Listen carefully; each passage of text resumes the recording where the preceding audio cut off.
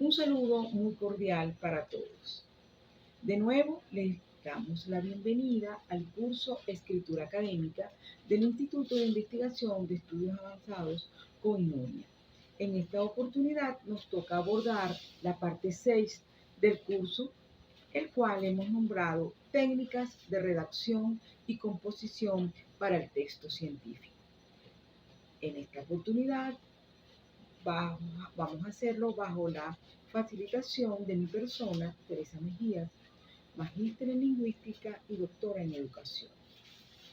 La agenda de contenido que hemos preparado consta de 3 puntos fundamentales, con el fin de enfatizar el aspecto práctico. Haremos destacar los contenidos de este tema con una ejemplificación ilustrativa permanente. Se despliega en 3 tópicos que son los siguientes. 1. Habilidades lingüísticas para temas e intenciones. 2. Comportamiento argumentativo. Y 3. Aplicación del modelo contextual. El texto académico científico escrito es una unidad compleja y profundamente heterogénea, compuesta de momentos argumentativos, narrativos y descriptivos. Sin embargo, en la argumentación se toma en cuenta toda la información disponible para evitar la deambulación errática y hacer un texto académico coherente que evidencia la apertura y la tolerancia en el reconocimiento del derecho a las ideas y verdades. Es uno de los postulados de Basarabad.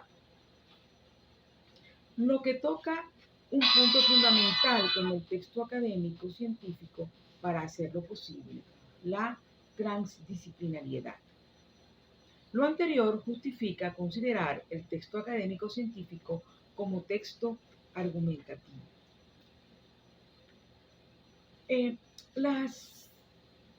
Un texto académico que parece a primera vista como una unidad global es en realidad el resultado de una gran complejidad. En él se distinguen diversos planos en la organización del contenido o en los procesos que le otorgan textualidad, unidad, coherencia y cohesión al texto producido. Solo así es posible captar el carácter heterogéneo, a la vez complejo y coherente, de un objeto irreductible a un solo tipo o modo de organización. El texto académico científico es un mundo creado mediante un complejo acto de argumentación. Tiene diferentes anclajes enunciativos, focos que disparan o gatillan la argumentación y maneras diversas de ser moldeado. En el texto académico científico existe una referencialidad que le da carácter temporal, es decir, el tema que se escoja para ser argumentado resulta de una redescripción del tema en un contexto determinado. Por ello, varía su moldeado y podría ser descrito según una red de uso del lenguaje anterior.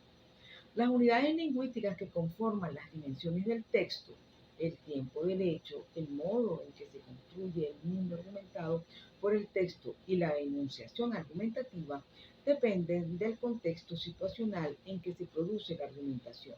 Por lo tanto, tales unidades son esenciales para la finalidad pragmática o uso funcional del texto científico académico. En la argumentación es un proceso utilizado para convencer al lector oyente. El proceso de argumentación ocurre para dar razones en defensa de una opinión. Tales razones permiten descubrir las relaciones y condiciones de efectividad al usar la palabra. De allí que la argumentación se utiliza para desarrollar temas que se prestan a la controversia. La argumentación ofrece un conjunto de razones o pruebas a favor de una conclusión. Por eso es que es tan importante considerarla en las técnicas de redacción y composición del texto científico académico. Repito, este tipo de texto es primordialmente argumentativo. Y por eso es tan importante dominar la manera de hacer argumentación en el texto científico académico, porque asegura el éxito del mismo. En la argumentación se refiere a la formulación de tesis en la cual ciertos auditorios se adhieren con una intensidad variable. Los razonamientos que intervienen en la argumentación en el texto académico científico pueden ser fijos. Esto no lo dice Fumero. En la relación discursiva, el productor del texto puede adoptar diferentes actitudes lingüísticas con respecto a los lectores que les permiten asumir, acordar, adherir, oponerse ante lo expresado. Esta relación accede a combinaciones enunciativas que dan lugar a dinámicas discursivas complejas como la interrogación, la negación, la refutación, la reformulación, la causa, la conclusión, la concesión, la hipótesis, entre otros aspectos. Entonces, todos estos aspectos discursivos se logran a través de la argumentación, porque ella es la que permite que el escritor se vuelva un enunciador de estas formas complejas para llegar a la confección, si cabe el término, de un artículo científico académico. Los procedimientos de la argumentación más empleados en el texto académico científico son las metáforas argumentativas, las paradojas, las ironías, las citas de autoridad, los argumentos contra el hombre y las preguntas retóricas. Para utilizar las metáforas argumentativas, el productor del texto asocia dos elementos, uno real y otro imaginario. Si los dos elementos están nombrados, la metáfora es impura. En cambio, si el elemento real no aparece y solo se menciona el evocado, la metáfora es pura. Las paradojas configuran una contradicción aparente con sentido connotativo. Al emplear las ironías en el texto, el autor hace uso de una palabra o expresión que quiere dar a entender lo contrario de lo que dice.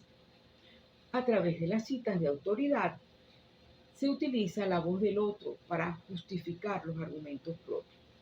Los argumentos contra el hombre, también se llaman ad hominem, invalidan una argumentación desacreditando a la persona que la sostiene o a su pensamiento.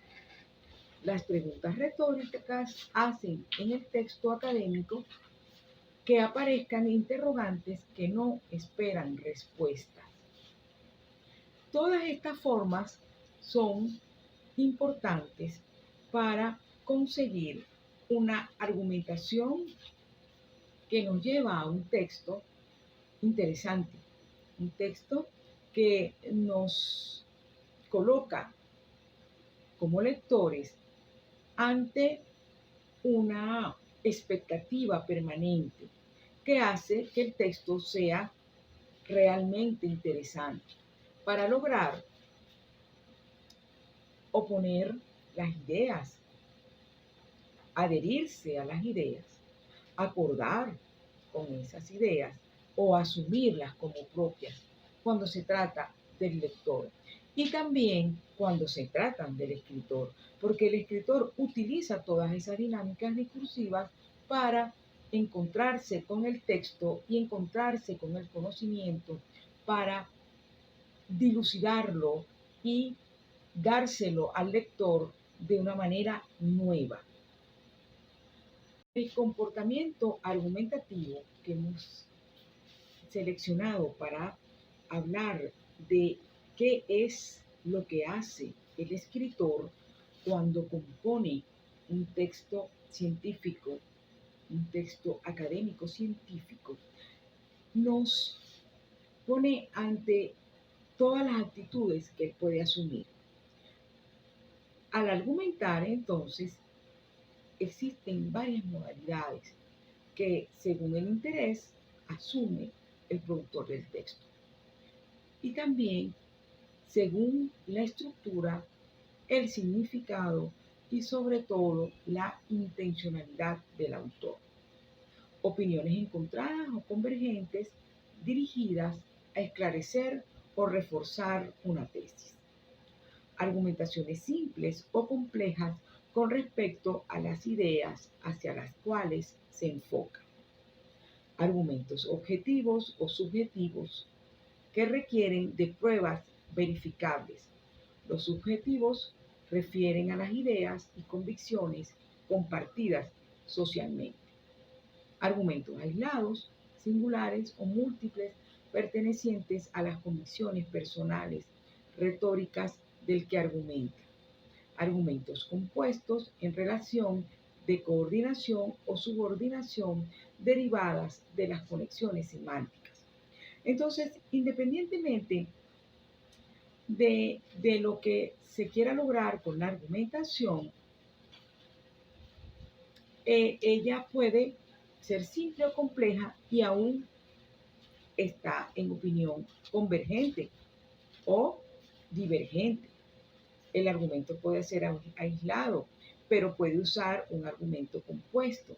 En fin, ese mundo de la subordinación es complejo y muy interesante porque vemos cómo el escritor se va ahondando en su propio texto y resurge entonces la nueva idea. Siguiendo con estas técnicas de redacción y composición del comportamiento argumentativo, se habla entonces de que cuando un argumento es convincente, cuando es válido, para que ello se logre es necesario que haya relaciones semánticas verificables en el plano ideológico entre el escritor y el lector. Dichas relaciones señalan una ley explícita o implícita o deductiva que permita la relación con la tesis sostenida. La identidad entre los nudos morales e ideológicos y los factores favorables entre los interlocutores como posición social, experiencia, simpatía, prestigio. Entonces, en un argumento convincente se combinan todos estos elementos para que pueda hacerse válido. ¿Ante quién? Ante el lector que la explora, que hurga en ella para encontrar al escritor que lo convence y que le dice lo que yo digo es realmente válido. En el caso del comportamiento argumentativo simple, encontramos este ejemplo. Un ejemplo maravilloso de Miguel Cornejo, que aparece en el libro El poder de la palabra. Tenemos la oración, a través de la palabra nos educamos porque ella es el vehículo fundamental de la comunicación. Entonces tenemos una tesis. A través de la palabra nos educamos.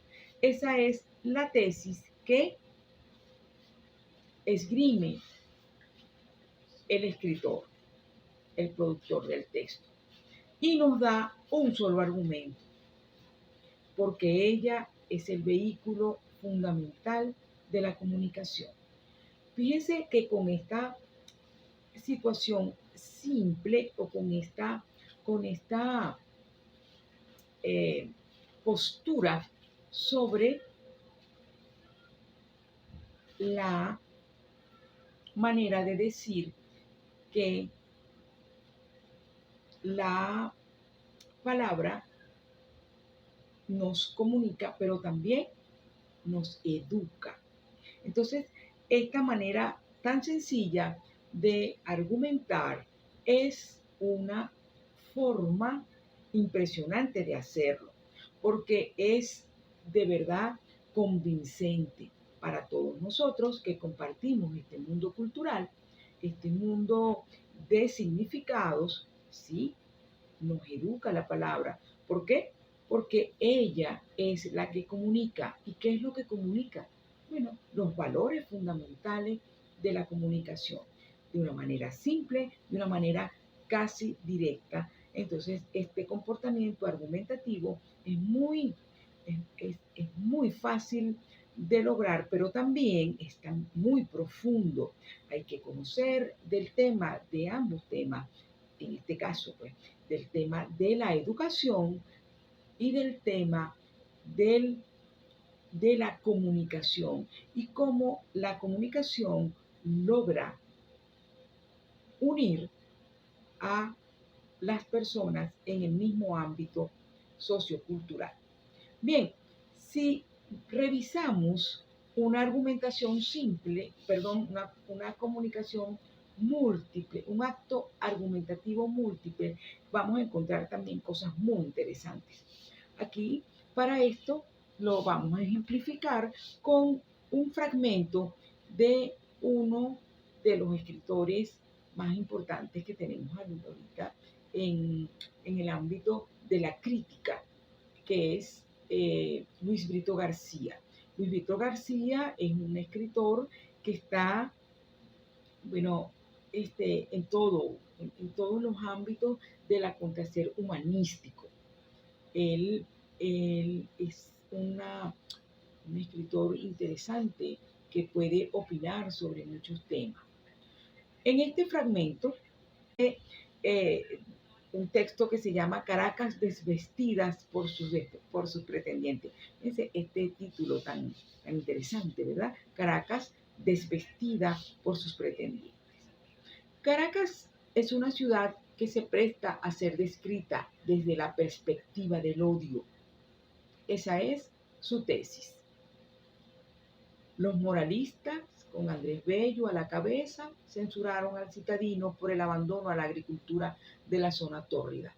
Los costumbristas recargaron las tintas de sus acres retratos hasta revelar bajo los adornos del pastel el relleno de la pesadumbre.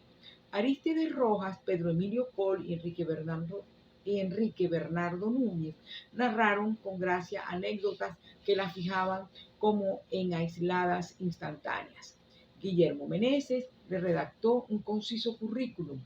La narrativa de la violencia la transcribió con la trepidación del tumulto.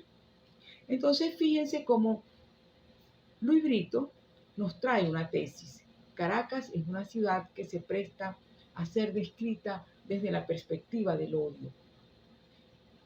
La sustenta con 5 argumentos subjetivos y convergentes. Gracias a la maestría de este gran escritor venezolano. El argumento 1. Los moralistas, con Andrés Bello a la cabeza, censuraron al citadino por el abandono a la agricultura de la zona tórrida. El argumento 2. Los costumbristas recargaron las tintas de sus acres retratos hasta revelar bajo los adornos del pastel el relleno de la pesadumbre. El argumento 3, Arístides Rojas, Pedro Emilio Coll y Enrique Bernardo Núñez narraron con gracia anécdotas que la fijaban como en aisladas instantáneas. El argumento 4, Guillermo Meneses le redactó un conciso currículum. Argumento 5, la narrativa de la violencia la transcribió con la trepidación del tumulto. Como vemos, el acto argumentativo múltiple está conformado por una opinión y 2 o más argumentos del mismo nivel y coordenados entre ellos, a favor o en contra de la opinión sostenida. Ahora veamos lo que pasa con otro tipo de comportamiento argumentativo. En el párrafo, la Metro Goldwyn Mayer no escatimó gastos en el grito de Tarzán, porque se buscaron distintas fuentes y kilómetros de cinta con grabaciones de sonidos de seres humanos, de animales y de instrumentos. Fueron probados mientras recogían los ingredientes del extraterrenal sonido. En efecto, se usaron 5 bandas de sonidos diferentes para conseguir el sonido del personaje. Además, cuando la orquestación del grito se perfeccionó, 5 amplificadores con los diferentes sonidos se pusieron a funcionar a la vez con los sonidos mezclados grabados en la banda original. Este es un texto de una autora que se llama Ana Raimes. Encontramos una tesis en este texto, en este fragmento. La Metro Goldwyn Mayer no escatimó gastos en el grito de Tarzán. Esta afirmación de Ana Raimes se sustenta en 4 argumentos que se despliegan en subordinaciones, coordinaciones y yuxtaposiciones. Es decir, va un poco más allá de lo complejo y se superponen los elementos. Revisemos. El argumento 1, porque se buscaron distintas fuentes. Y aquí está el primer coordinante. Kilómetros de cinta con grabaciones de sonidos de seres humanos, de animales y de instrumentos fueron probados mientras recogían los ingredientes del extraterrenal sonido. El argumento 3 es una superposición. En efecto, se usaron 5 bandas de sonidos diferentes para conseguir el sonido del personaje. Y el argumento 4, que está en yuxtaposición, dice, además, cuando la orquestación del grito se perfeccionó, 5 amplificadores con los diferentes sonidos se pusieron a funcionar a la vez con los sonidos mezclados, grabados en la banda original. Tal como podemos verificar en el ejemplo, tenemos la argumentación formada por una opinión y una serie de argumentaciones que a su vez son afirmaciones resultantes de una argumentación subyacente, en cuanto tales argumentos forman una escala de varios niveles.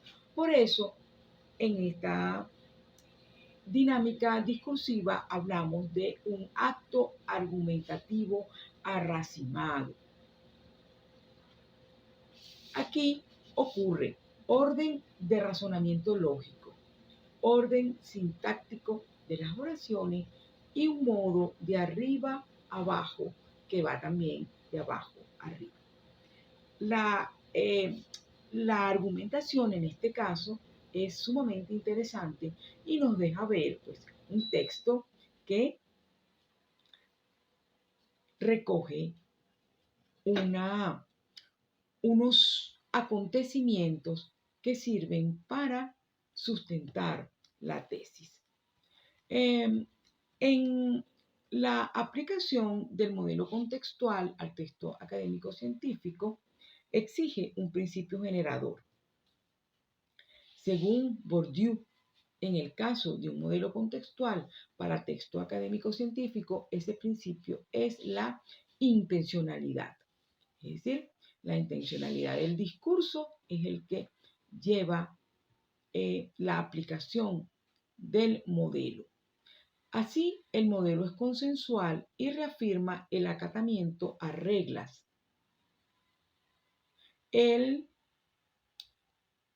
Ese acatamiento a las reglas nos lleva, por supuesto, a los valores y a las normas que se impondrían desde el exterior, o a la inversa, el principio de agregación de decisiones individuales y racionales postulado por el individualismo metodológico.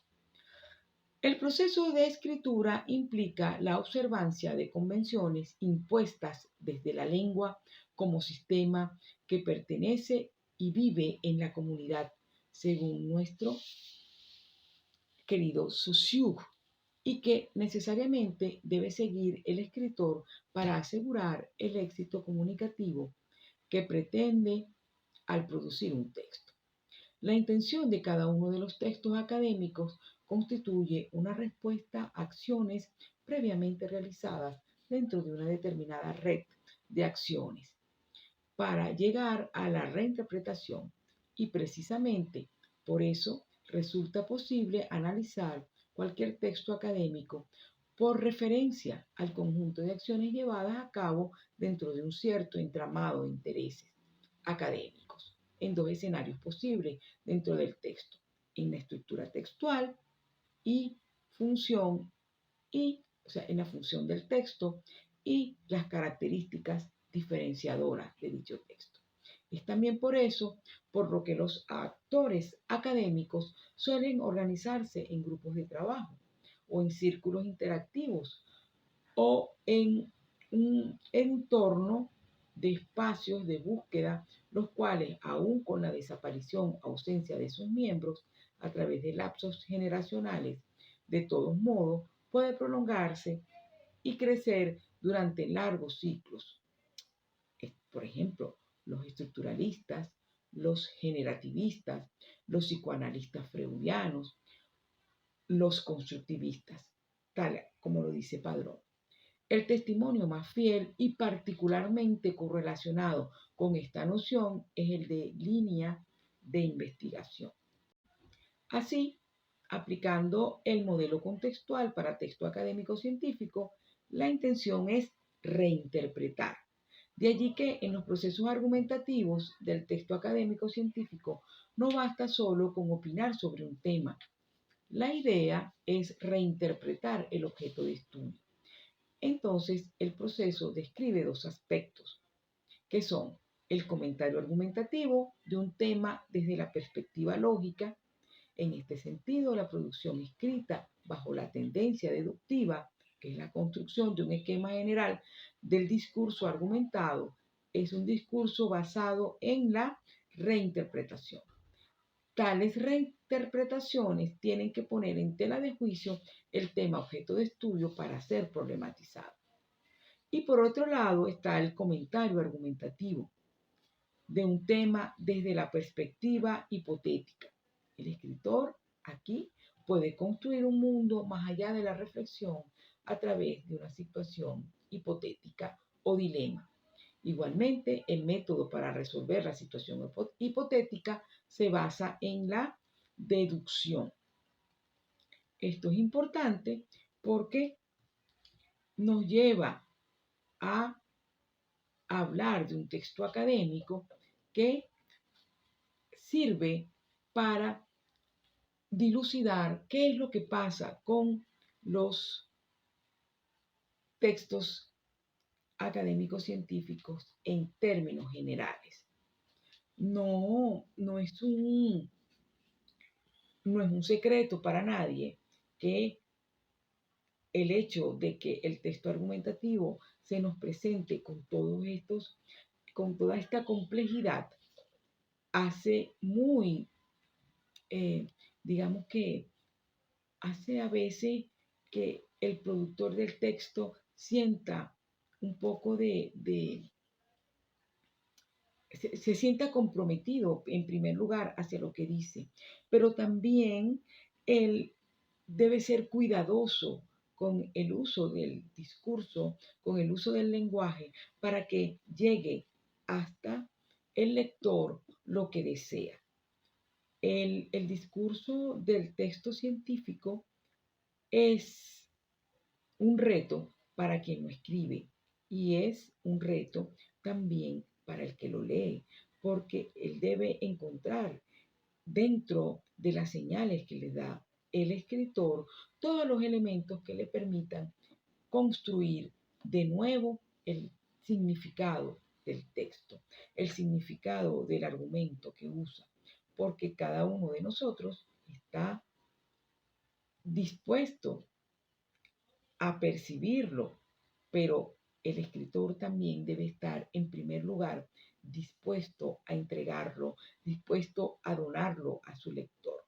Entonces es allí cuando se hace cuesta arriba o difícil hablar en argumentaciones.